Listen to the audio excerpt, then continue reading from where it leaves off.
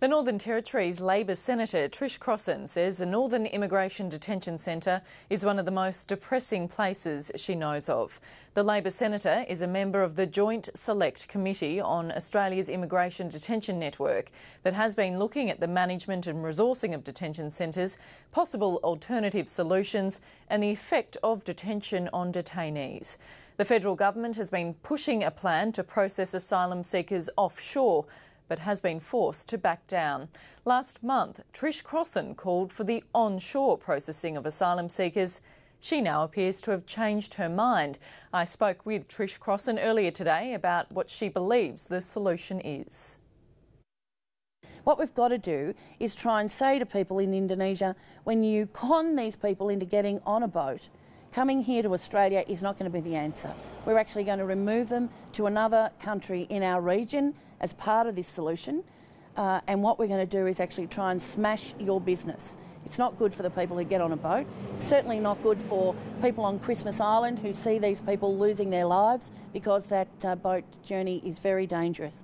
And I think having a regional solution, engaging countries like Malaysia, is a way to go. So you do now support offshore processing?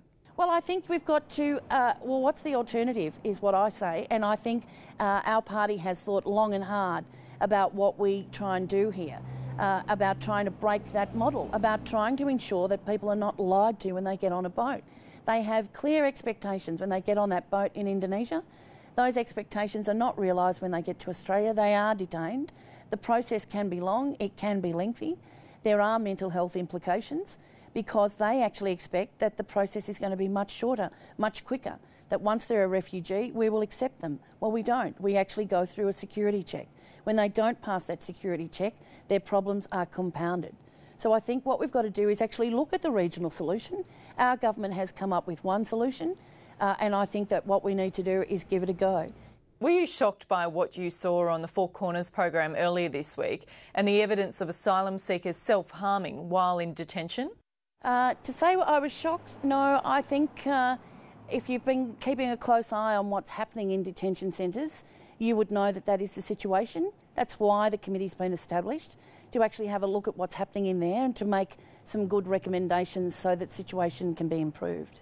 Do you believe people are being held in detention for too long? I mean, should we be releasing asylum seekers earlier into the community? Do I think people are being held for too long? Well, perhaps the answer is yes for some people, but no for others. And I think the latest announcement about moving people out onto a bridging visa and moving people into community detention is going to help the situation.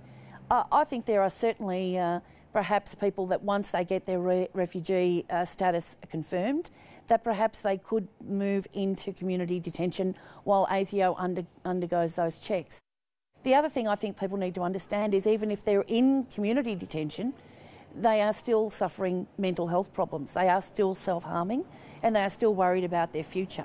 That's another side of the Four Corners story, I think, that wasn't shown on Monday night, is that people are very uncertain about their future and we are trying to ensure that the mental health problems are as minimal as they possibly can. But if people are not the right people to be allowed into this country for migration purposes, our policy is very clear. Unless you pass that security assessment, then we won't give you a permanent visa. How harsh are conditions at the Northern Immigration Detention Centre? There are reports of up to 30 people in Darwin being on suicide watch sometimes.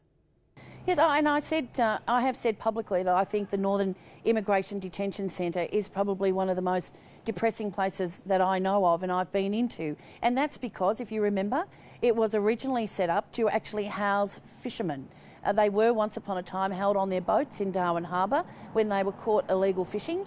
The Northern Immigration Detention Centre was then set up to just process those illegal fishermen very quickly, to hear their case, prosecute them or send them back home. It was never ever designed to be a long-term holding place for people seeking refuge in this country.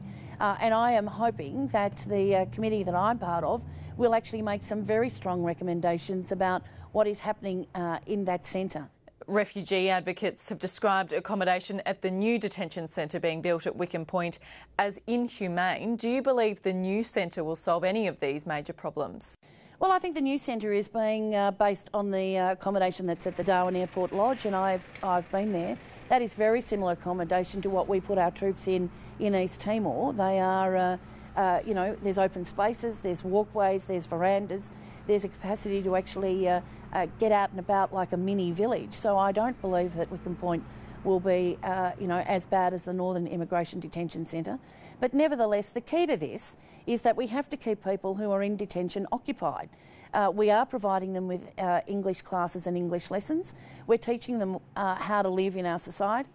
But I think we also need to acknowledge the fact that these are predominantly young men who are very active and fit, and they need to be kept active and fit. And we need to have a very proactive recreation program. What I'd like to see is more interaction with our soccer clubs and our footy clubs and get these guys out playing sport and interacting with the community.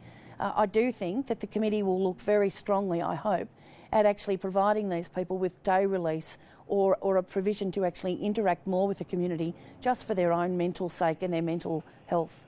Polls indicate the general public is unimpressed with Labor's handling of the asylum seeker issue. Does it concern you that the government hasn't handled this issue well?